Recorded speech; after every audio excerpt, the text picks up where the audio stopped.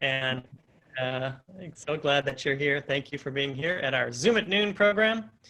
Maya, do you want to play the Zoom at Noon opening? There we go.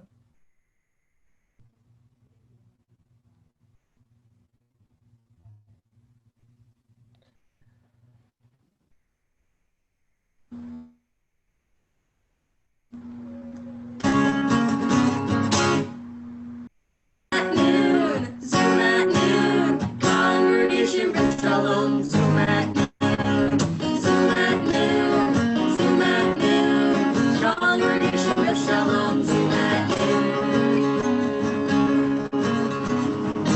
Click the link, join the Zoom. Everybody's waiting for you in the room. Mute yourself, focus in, raise your hand if you got a question. Zoom at noon, Zoom at noon, congregation Brith, Shalom. Zoom at noon, Zoom at noon, Zoom at noon, congregation Brith, Shalom. All right, there you go. So welcome to our Zoom at Noon program with our special guest, Dr. Henze. And as you know, Dr. Henze is a scholar at Rice University, biblical scholar. Tell us about your focus. Which biblical periods are your focus? So my position is in Hebrew Bible or Tanakh, and I work particularly on the Second Temple period, that is the later texts, both inside the Bible and outside, including the Dead Sea Scrolls and other Jewish texts that didn't quite make it into the canon. Gotcha. So many questions come up all the time. So tell us about that process of the canonization of the Bible in a nutshell, if you can. I was going to say, thank you for being with me until 5 in the afternoon, so we can get this all settled. So Judaism during the Second Temple period. Judaism during the Second Temple period was really vibrant with many different groups that were incredibly active and continue to produce literature. Lots of texts. This is why we have the Dead Sea Scrolls. This is why we have the so-called Apocrypha. And once Rabbinic Judaism took over in the 1st and 2nd centuries of the Common Era, the focus was more on what became the Bible. And the other texts were no longer copied and transmitted and were no longer part of the curriculum. And so they were lost for a long time until they were rediscovered, as it were, in the 19th and 20th century.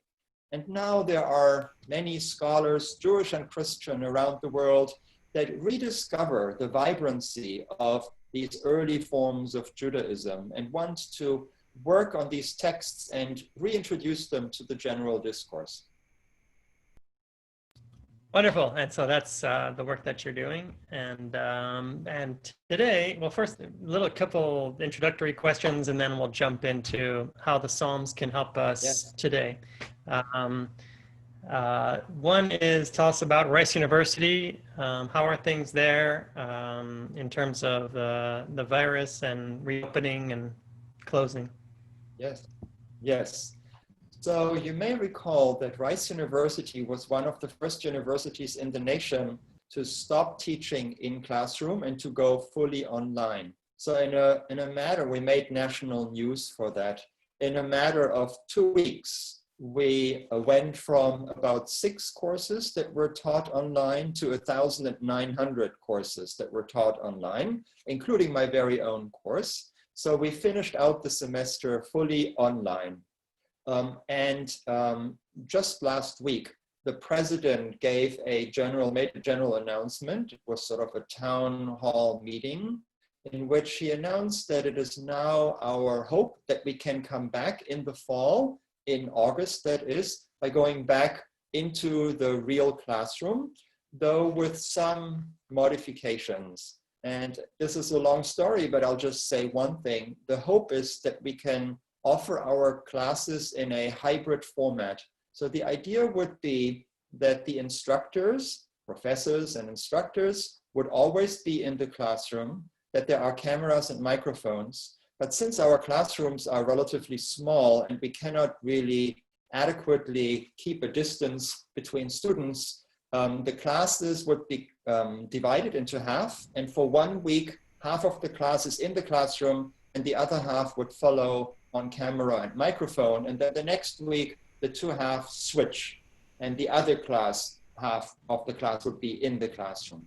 At the same time, all classes will be recorded and made available for students who are not in Houston. We're concerned about our international students. We're concerned about students who have pre-existing health conditions or live with people who are endangered, so that students who cannot make it into the classroom will also be able to enroll and have the full RISE experience. Gotcha. Interesting. Good. So let's talk about the Psalms and then get to our topic of Psalm 91. So tell us about the book of Psalms. We share a love for the book of Psalms. I think part of the reason is because they're fascinating history of being practical song book material. Just is fascinating to me. So tell us a little bit about the history of the Psalms and your interest in the Psalms. Yes, yeah, I think you're absolutely right. So whenever you deal with biblical manuscripts in antiquity, at Qumran, in the various churches, including churches of the Middle East, the so-called Oriental churches, whenever you deal with manuscripts, the Psalms always have the largest number of manuscripts everywhere, always. That is to say, Jewish and Christian communities have always singled out the Psalms as the #1 book of interest. So why is that? And I think you're absolutely right. The reason for that is that you can do so many different things with the Psalm. You can use them in the liturgy, of course. There's hardly any Jewish or Christian liturgy that doesn't involve a recitation of a psalm or multiple psalms. You use them for personal prayer. You use them for devotion, but you also use them for study. And so I was just thinking the other day whether I can think of any other book in the history of humankind, and I'm not exaggerating here, that has had a reception history like the Book of Psalms, and I couldn't come up with any book. And by reception history, I mean an active engagement with the text. And with the Psalms, of course, we can go much further. To just think of yourselves and other people who have committed at least some of the Psalms by heart and can recite them, right? The words of the Psalms are not only shaping us, they're becoming our own words of liturgy and worship. So I think it would be really, really difficult to overemphasize the significance of the Psalms for the believer. Fantastic. All right, so we'll take one of those examples of a psalm and trace its history a little bit, understand its usage. What's that fancy scholar German word for usage in history? Oh yeah, Sitz im Leben. Setting in life. Sitz im Leben, yeah. That. I know. Sitz im Leben. Sitz im Leben. Yeah. Right. We'll look at the original Sitz im Leben of these Psalms. Yeah, please. Yes. And then I think the practical ramification for today that I'm also interested in is how we can use this psalm and other psalms to actually help us cope with the isolation and the fear and the anxiety that's so prevalent. Let's do it. So let's see. If you want to yes, look at great. So just to follow up on your question or on your very helpful remark, if I may, I just said that the Psalms are so popular because you can read them in many different ways, right? You can read them for personal devotion. You can read them as part of liturgy. You also read them as scholars. And so then one of the questions you might want to ask is, okay, how is a scholarly reading different from a devotional? I'm not saying they're mutually exclusive. Of course, they overlap, but I would think that they are different. And it seems to me that your comment on Sitz im Leben zeroes in on one of the differences. And this is the following. When scholars read the Psalms, questions that scholars bring to the Psalms, one is form. Mostly we're dealing with poetry here, right? So how is this poem put together? What is the language that's used in the poem that might tell us something about its main themes, topics? Is there a development in the psalm?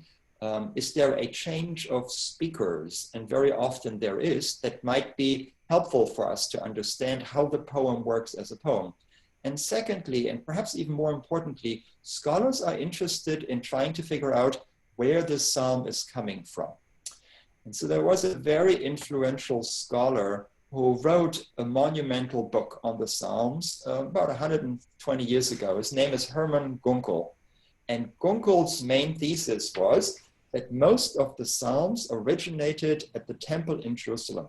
And so what he did is he read the Psalms and tried to reconstruct a possible liturgy, a possible origin in the liturgical worship life of ancient Israel, where the Psalm might have originated. And that really changed the way in which the Psalms were read. No longer were they understood as spontaneous prayers of the individual. No longer did we simply trust the fact that most of them are ascribed to David.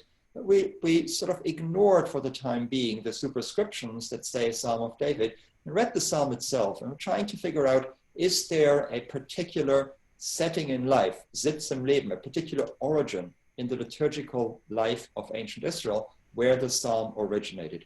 And the Psalm we're reading today, Psalm 91, is really a very good example of exactly that, where I think we can read in between lines and we have at least an idea of when the Psalm was originally recited. Wonderful. All right, and then so let's go through the scholarly analysis, and then at the end we can talk about the Sitzenleben, the contemporary Sitzenleben. So one of them is the academy, where we do the intellectual analysis. The other is the spiritual in the churches and synagogues, where they function as healing tools. Excellent. Let's start in the academy. Fantastic, thank you. Yes, what I would like to do is just go through the Psalm more or less verse by verse. And my great thanks here to Maya for helping us with the visual. It's extremely helpful. Before we do so, let me say just very briefly why this particular Psalm at this particular moment. Many, many years ago, I wrote an article on the Psalm.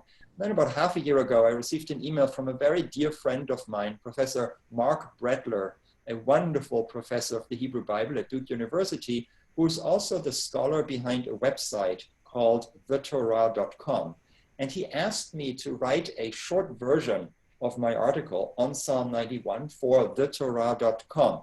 So what I'm really doing with you, what I'm reading with you today, is really an excerpt of that short piece that I just published on thetorah.com. So if you want to know more, if you want to go a little deeper, then we will be able to go today. I encourage you to take a look at that website.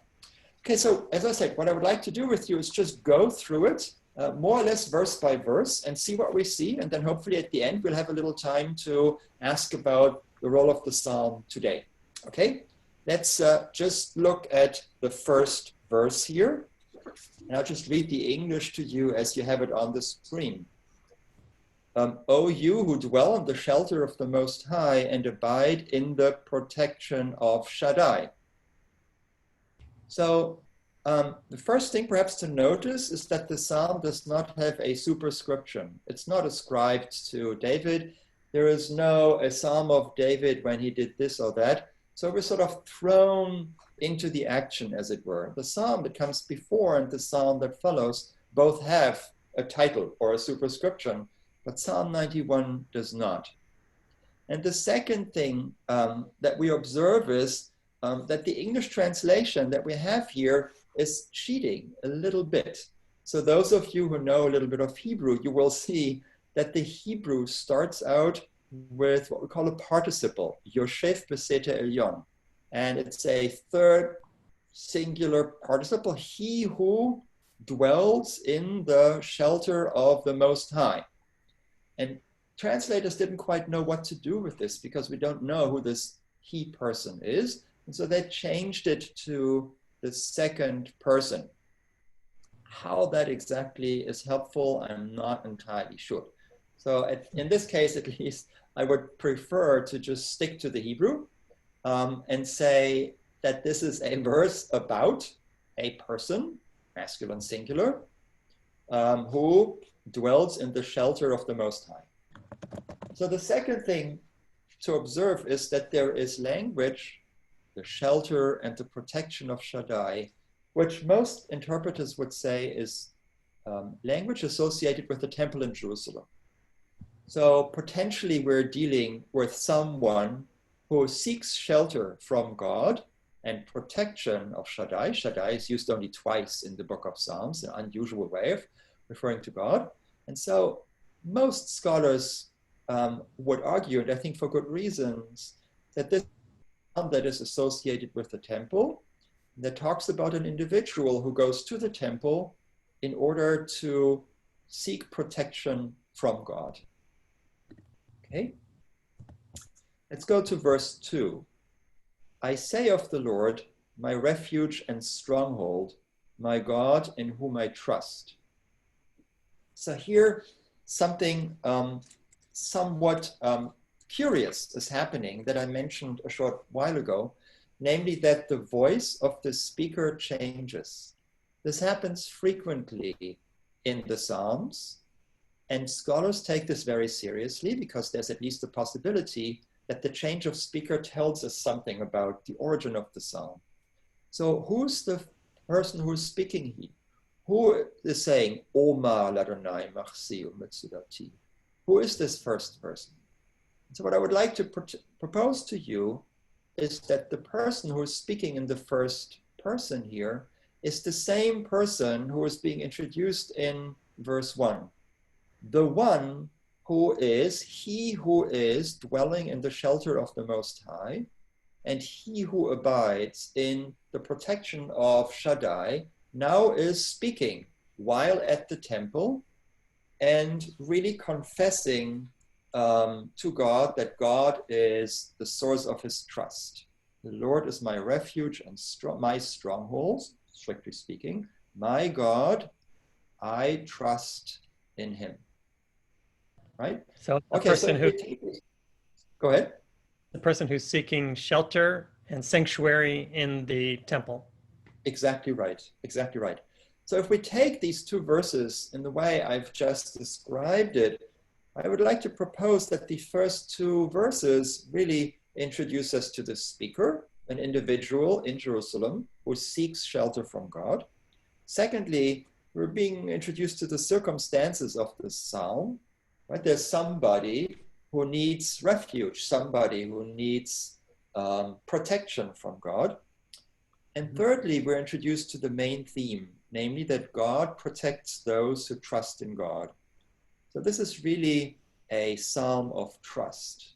And if we fast forward, the psalm has been used, as you know better than I do, in Judaism, but also in Christianity as an evening psalm. It's the evening psalm par excellence, right? It's what we pray in the evening in order to ask God to shield us from evil influences.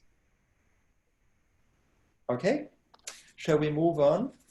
Yes. So what I would like to propose to you is that the psalm that follows has really two parts. So the first part are verses 3 through 13, in which this individual continues to express his, possibly her, trust in God. And then in the last three verses, in verses 14 through 16, we get God who answers and confirms the expressions of trust. Why don't we take two verses at a time? Otherwise we'll run out of time. This psalm is so rich, there's so much we could say. So let's do 3 and 4 together. And again, those of you who read Hebrew, I want you to notice that verse 3 starts out with the word ki. The word ki, sometimes translated as for, or truly, or verily, is used 3 times in the psalm, and often it marks a break, a caesura, a new section that begins. Truly, he will save you from the fowler's trap, from the destructive plague. He will cover you with his pinions. You will find refuge under his wings. His fidelity is an encircling shield. Okay, so here the individual speaks of God as a protector, right? And uses, I think, really beautiful imagery.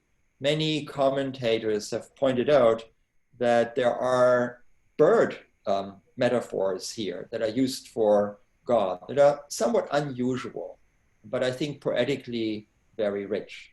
And again, many modern interpreters are at pains to say, no, no, no, God is not a bird. That's not what the psalmist is saying. It's just imagery. I'm less troubled by that. I don't think there's much of a danger here. Okay? The key to the understanding of our psalm really are verses 5 and 6. So there we need to pay particular attention. You need not fear the terror by night, or the arrow that flies by day, the plague that stalks in the darkness, or the scourge that ravages at noon. So here the psalmist, the poet, tells us something about the source of the anxiety. Why is he interested in seeking trust from God? What is it that terrorizes him, that frightens him? So in the Hebrew as well as in the English translation, verses 5 and 6 are one sentence, a long sentence interrupted at the end of verse 1. Two clauses really arranged in perfect symmetry, right? This is really biblical poetry at its best, and introduced by this assurance formula, lo tira, right? You shall not fear, do not fear. And then we're being given, again, in perfect symmetry, 4 different sources of fear. And it's really, as I said earlier, the reception history of the psalm, the way in which the faithful have read the psalm is really influenced by these 2 verses, particularly by verse 6. So let's go through them. Verse 5 speaks of the terror by night, pachat laila, or the arrow that flies by day. Not entirely sure we know exactly what the psalmist has in mind, but the combination of night and day is quite telling, I think. Then in verse 6, we are a little more on safer ground. There we read of the plague, deva, see the first word there in verse 6, that stalks in the darkness, and the scourge, ketef, sometimes also translated as pestilence, that ravages at noon. So these 2 words, deva and ketef, are attested more often in the Bible, particularly deva, of course. The plague is one of the plagues in the book of Exodus. In Exodus 9, we find the same word there. Top 10 plague. Yeah, exactly, yes. So what we have here, I think, are ways of describing the powers of evil that pursue the psalmist. Early interpreters had a very different reading, particularly of verse 6. Early interpreters, already the Septuagint, the Greek translators of our psalm, saw in verse 6 references to demons, to evil spirits. So the Greek translation adds in verse 6 the misfortune and evil spirit. The Greek word is daimon, from which we get our English demon, of midday. And it is that reading that these 2 forces in verse 6 are really names of evil spirits that shaped the way in which the psalm has been read. To keep a long story short, early readers and medieval readers of the psalm saw in verse 6 a description of demons that plagued the faithful. So There's another root there that I'm sure you're aware that there's another root in there, yashud. Shade is the word we use for demon. Yes, exactly. A ravager is a shade. Right. That's exactly right. So there's a very old tradition of reading the strange word Yashud, or sometimes it's read V'shed, shed as in shedim, another word for demons, right? A very, very old tradition. And we could easily spend another hour just looking at the way in which verse 6 and shed and endeavor were understood. But I just want to point out very quickly 3 examples. The first one is from Qumran. There is a short scroll, 11Q apocryphal psalms, where our psalm is cited. And all interpreters agree that this short scroll from Qumran, it's not a biblical scroll, was a collection of 4 psalms that were used to exorcise demons. So Psalm 91 was understood as a shield, as a way of protect the individual against demons. Secondly, in the New Testament, in the Gospel according to Luke, Jesus sends out his disciples to cure people, and they come back and they report back to Jesus, you won't believe what happened. We were even able to exorcise the demons. And then they quote the psalm. So the psalm already during New Testament times had this affiliation with demons. And then of course there's the Midrash on Psalms that goes into great detail in verse 6 and even describes the appearance of the demons. Okay, and you find more of this in my little write-up for the Torah. Again, in the interest of time, I'd like to move on, if that's okay, and look at verses 7 and 8. One last question, the historicity, the connection between demons and plagues. Were plagues thought to be brought on by demons at this point? So I think what we have here is that it's just a different understanding of the word. I would not be quite comfortable to make that connection. For us, we have the connection through the word, but I think it's just a different understanding of what the word itself means. Rather than a plague, it was a demon. Yes, okay. Exactly. All right, let's look at verses 7 and 8. So far, this has been a psalm of trust in God as the protector, and now we learn in verses 7 and 8 that not everyone is so fortunate. 1,000 may fall at your left side, 10,000 at your right, but it shall not reach you.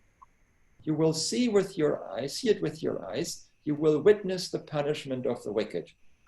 So really what the poet is saying here is that God protects those who trust in God, but God does not protect everyone. And in fact, 10,000 will fall on your left and on your right, but you will be safe, right? So this is strong confessional language of confidence in God.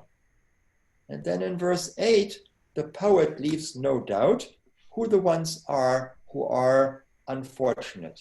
In fact, he says, it's obvious, be'einecha tabid, with your own eyes you can see it, right? That this is shilumat rashaim, a punishment of the wicked. That those who are not protected, that those who fall victim to the demons or to the pestilence or the plague are in fact the rashaim, the wicked.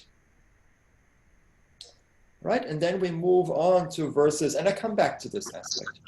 And then we move on to verses 9 and 10. That resumes a topic that we have seen before. I just point out to you that starts out with key again. And I mentioned earlier on in verse 3, you see down below on your screen in verse 14, the word key is really wonderful because it marks certain breaks in the psalm. Okay, verses 9 and 10. Because, or truly, you took the Lord, my refuge, the Most High, as your haven. No harm will befall you. No disease touch your tent. Very beautiful language here. So what's happening here, it reiterates what we have heard before. It's again this confidence in God. The word machsi, my refuge, we have seen up above already in verse 2. This is sort of a nice framing here, a repetition. Nothing evil will get to you. And I want to point out to you in verse 10, one word there in 10b, in the second half, the word nega. You see this there, nega lo yikraf ba'aholecha, Nega, here translated as disease, often is also translated as a contagion. Another word for plague or evil disease. And I actually did some reading on this in other parts of the Bible, and it's quite interesting. Leviticus, of course, Leviticus 13 and 14, it comes up, and Psalm 38:12 as a disease that's highly contagious. All right, and then this part of the Psalm ends in verses 11 through 13. For he will order his angels to guard you wherever you go. They will carry you in their hands, lest you hurt your foot on a stone. You will tread on cubs and vipers. You will trample lions and asps. What I find interesting here is that the images of danger are very different. In verses 5 and 6, we discussed whether these are demons, whether these are evil diseases. And here we get, if you will, a fresh sort of dangers, namely wild beasts, right? The beasts that you would encounter when you travel on foot through the Judean desert or wherever you are in the land of Israel.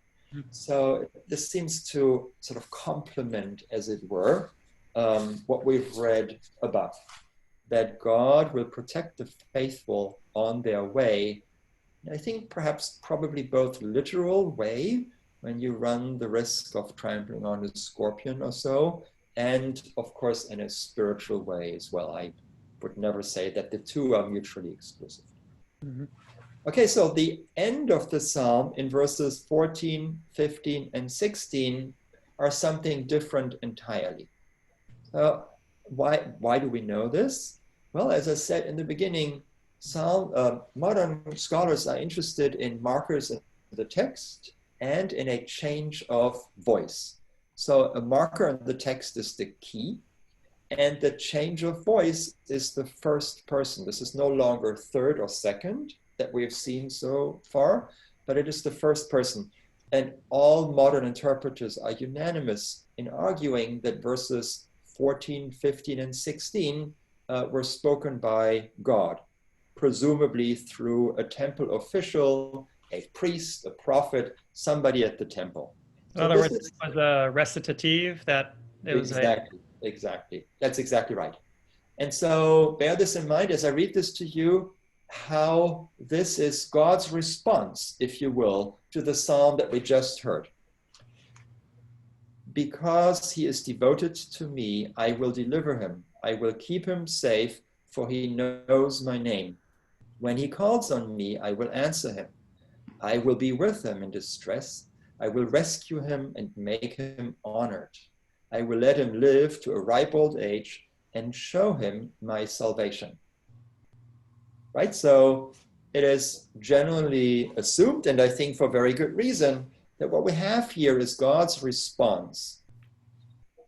Strictly speaking, God's response to this expression of trust, which brings me back to my scholarly interest, that this may well be a psalm recited at the temple, where an individual either seeks refuge or enters into the precinct of the temple to recite his or her prayer of trust, and is then responded to by a temple official who says, yes, God does in fact protect those who come and seek comfort. But I think it's a little more complicated than that.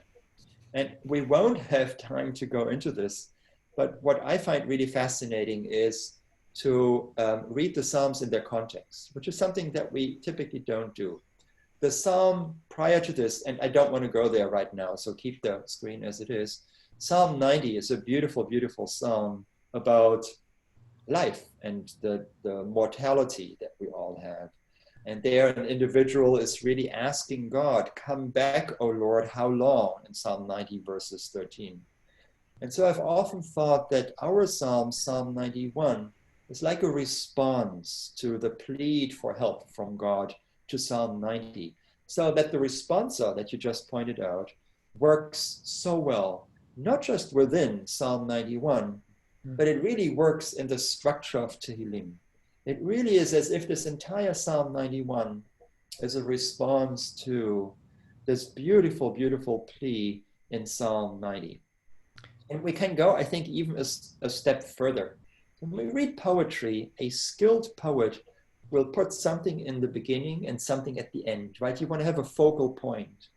And I'm always struck in Psalm 91 how it ends. It ends with the beautiful word Yeshuati, right? And I show him, V'aehu, my salvation, my Yeshua.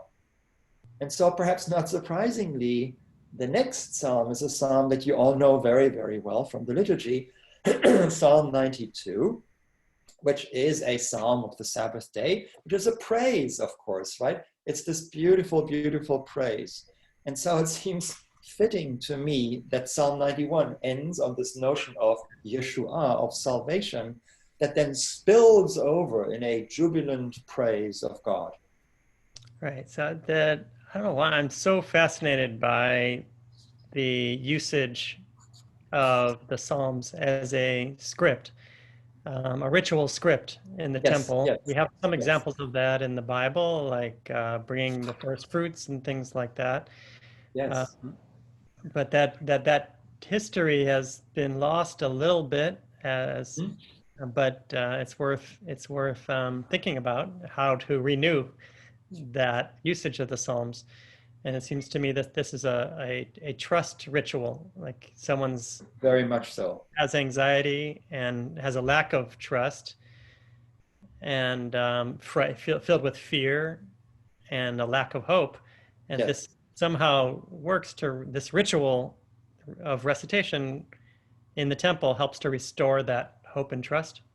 That's exactly right. And I think that is what gave origin to the psalm. This is why the psalm was originally composed, exactly for that reason, to allow the faithful to approach God, to ask for protection, and then be assured by a temple official. So this person whom we mentioned at the beginning, the Sitz im Leben person, Hermann Gunkel, really changed the way in which scholars read the Psalms by bringing the Psalms back to the temple, bringing them back to the liturgy. I find this a little ironic. This in scholarship was like the big discovery. I find it ironic because, of course, the communities of faith, both Jewish and Christian, have always prayed the Psalms as part of their liturgies, right? And scholars probably would have said that's a secondary use of scripture, but nothing could be further from the truth. I think we often forget that many of the texts that we have in the Bible, certainly not just the Psalms, originated as liturgical texts. And the fact that we have them as the Bible is secondary.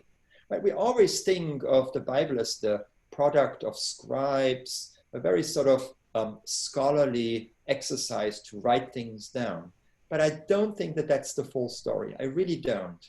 I think that the liturgical component of the biblical text was with the text before the text even became the Bible and runs throughout the text. And so the use of the biblical text in our liturgies is not a secondary appropriation. It's not a somewhat arbitrary use of some psalms whom we happen to like, but is really how these psalms came to be in the first place. Right. Is it a feasible reading that this was used during a plague epidemic? Yes, I think so. Absolutely. Absolutely. I think this psalm has a marvelous history of reading of 2,000 years, and the faithful have always turned to it in times of danger. As I said earlier, it is the evening psalm par excellence, both for Jews and Christians, but more specifically, it talks about the epidemic, the threat by disease, right? And so I would like to close, if I may, or I think we're close to running out of time, by coming back to a section in our psalm, namely in verses, now I have to cheat here, 7 and 8. In verses 7 and 8, we read about those who are not so fortunate. right?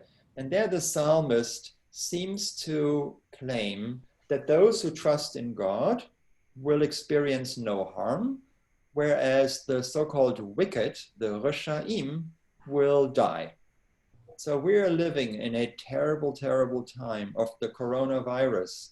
And the question I had is, how can we pray verses 7 and 8 in our time, right? We all know from the United States and around the world that some groups in our society are disproportionately hit by this horrible virus, right? The elderly, the poor, communities of color, people with pre-existing health conditions, and so on and so forth. Mm-hmm. And we seriously claim that these are the wicked. And thinking about this for me was a good exercise in trying to understand liturgical language or language of trust or confessional language. And so this to me was a reminder that we should not confuse an objective description of the reality in which we live with the liturgical language that we use in our worship. And so what I write in this little piece for thetorah.com is that this is liturgical language, that this is confessional language, and that the point here is not to make a description about those who have died, and it certainly is not to claim that God does not care for those who have died, but that this is liturgical language that is not objectifying. It does not really describe reality as sort of a CNN reporter or modern reporter would do in a sort of disinterested way. Right. So no, it's not a theological statement at all. Yes, that's exactly right. It is a statement of trust. It's an aspiration that God will protect us, but it should not be understood as a literal description of what actually happened. And so there's this other history of reading where people misunderstood the psalm and tried to turn it into sort of a trick or so, a wrongful, I think, literal understanding of the psalm, which is not what the psalm wants to say at all.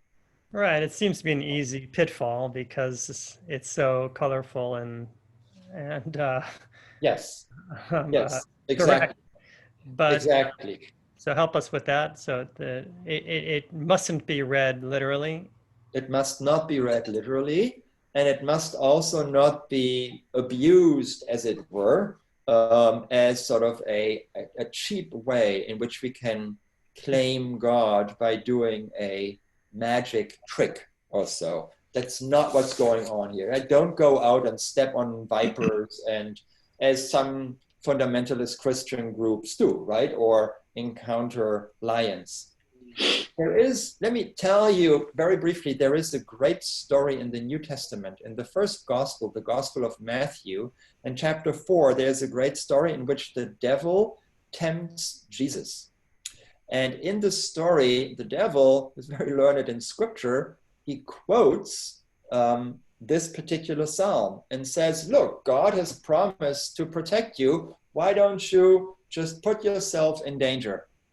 And Jesus, of course, doesn't want to go there and quotes Deuteronomy to contradict, to ward off the devil or so. And so what I find interesting in that little story is that the devil is abusing the psalm in precisely the way that you and I just discussed. You should not be reading it, right? You should not abuse it as some kind of magical trick or so, but really see it as a psalm of confidence and of hope and of trust. Yeah. Good. And I know you're not a pastor, but you're married to one. Close enough. Yeah. So just a word about how we might use this psalm in our religious life during this pandemic. Yes, I think the psalm is really a beautiful expression of trust in God. It has been for 2,000 years. And I think we shouldn't be deterred by verses that may seem problematic to us in the modern world, but we should fully embrace the beautiful language, the beautiful metaphors, and seek shelter with God, much as the poet does. The fact that scholars claim that these psalms originated at the temple, of course, by no means implies that we cannot pray them as wholeheartedly as the psalmist did at the temple in Jerusalem. That's the beauty of these poems, right? That they're not limited to a set of circumstances or locale. So I feel very strongly that the poetic force of the psalm speaks to us today, and that the psalm, we should pray it, particularly in this horrible, horrible time of the pandemic. Thank you. And do you know anyone who is play acting, sort of when they recite these psalms or present these psalms, who is doing it in voices that would be appropriate to the narrative? I don't know of this particular psalm, but of other psalms, of course, there are plenty. So, for example, some scholars claim that this psalm is what they call an entrance liturgy, that it was recited as an individual entered into the precinct of the temple, hence the two voices, right? So the individual is being introduced at the beginning, then has this long confession of trust, and then somebody responds. There are other psalms. Psalm 24 is a particular beautiful one, or Psalm 15. And there you definitely have the back and forth between the worshiper and the guards of the gates, or some temple official. And the church often divides up these psalms, and there are different voices saying different parts of the psalm. Yeah, we sometimes read them responsively, but they're not divided according to the voices. So maybe I could do some work on that. Yeah, I think you should try it, because you're true to the origin of the psalm. Yeah, beautiful. All right, let's open it up for a moment if anybody has any particular questions on the subject, or comments, questions, and then we'll start wrapping up. Please. Anybody raising their hand? I don't have a full screen. Vicky's studying. Ed Shaika. Hold on 1 second. Yes, when they went to the temple and said these prayers, was there also a sacrifice involved? Yes, such a great question. The answer is we don't know. All right, to say, of course there was, right? So I mentioned this German scholar 120 years ago, Hermann Gunkel, right? And so he started out with a very basic observation. Here we have the Torah, Vayikra, and all of these beautiful descriptions of sacrifices, but the text says nothing about what the priest actually said, the spoken word. And here we have the book of Tehillim, all these beautiful words, but Tehillim doesn't say anything about the sacrifices. And so really, I think your question is spot on. So the reason why he tried to reconstruct a Sitz im Leben, an original setting at the temple, was really his urge to bring these two together. Now, what Gunkel did with this was not so much reading Leviticus and Tehillim side by side, but he was more interested in the particular holidays, the sacred days in ancient Israel, and whether he could correlate the written word with particular holidays. But your question is very well taken, and we just don't know very much. It's a puzzle why Leviticus is so quiet on this. It's really puzzling. Do you have theories? Do I have theories? Yeah. It's a handbook for the priests, right? They needed to learn the nitty-gritty stuff. I don't know why they didn't write down the spoken words. No, I don't. It's a bummer. I would love to know. We know nothing about the music in ancient Israel, right? We know nothing about musical instruments, very little, only what we see in Psalms. There's so much we don't know. All right, is that a potential doctorate project for somebody? No, I don't think so. Too much unknown here. Too speculative. All right, I'll look for a different one. Yes. Beautiful. Thank you. What's that? Oh, Eliezer, Bakashak. If I may comment, the imagery of the shachal pattern and the using of words of shod and ketev. Yes. Azinu. Exactly. Yes. Very good. Yes. It's Deuteronomy 32 is one of the oldest poems that we have in the Bible. I'm so glad you bring this out. the bird imagery, and many other. There are lots and lots of. Exactly. So I think you're absolutely right. So Ha'azinu, Deuteronomy 32, is the song, the big poem that Moses recites and the Israelites before the death of Moses. And I'm so glad you bring this out. There are striking parallels between our psalm and Ha'azinu and Deuteronomy 32, as you say, which makes you wonder, with Deuteronomy 32, with Ha'azinu, I think we're on pretty safe grounds to say that it's a very ancient text. The language is awkward. My doctoral students always curse me when I put it on the reading list because the Hebrew is really difficult, right? This is not typical Deuteronomic language. And so if this is an old poem, it makes me wonder whether ours is so difficult to date the Psalms. And I was so glad that Rabbi Teller didn't ask me about any dates because it's really everyone's guess, right? There's so little historical. But Eliezer, I think you're absolutely right that the parallels between our Psalm and Ha'azinu and Deuteronomy 32 may possibly suggest that this is pretty old. That's an old liturgy that goes back quite a while. I think it's an excellent point you're raising. And the Psalms have different points of origin?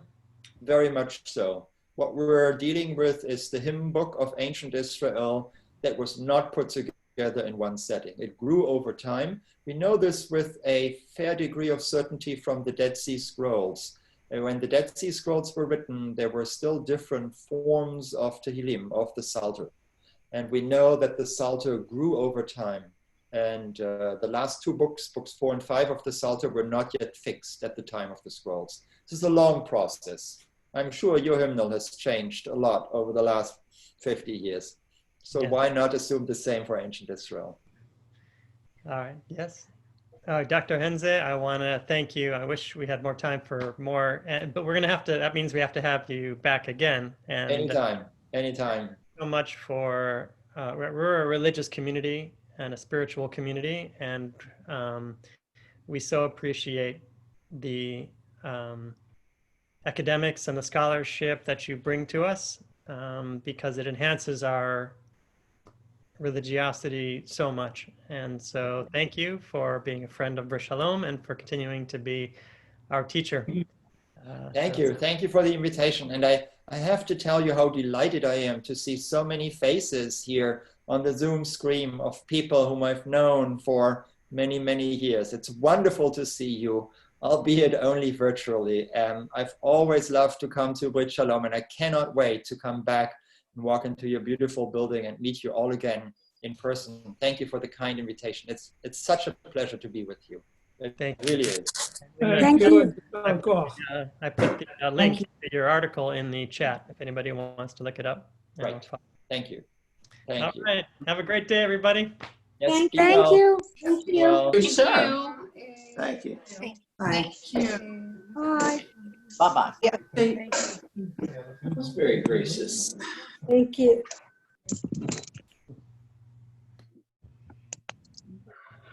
Yes.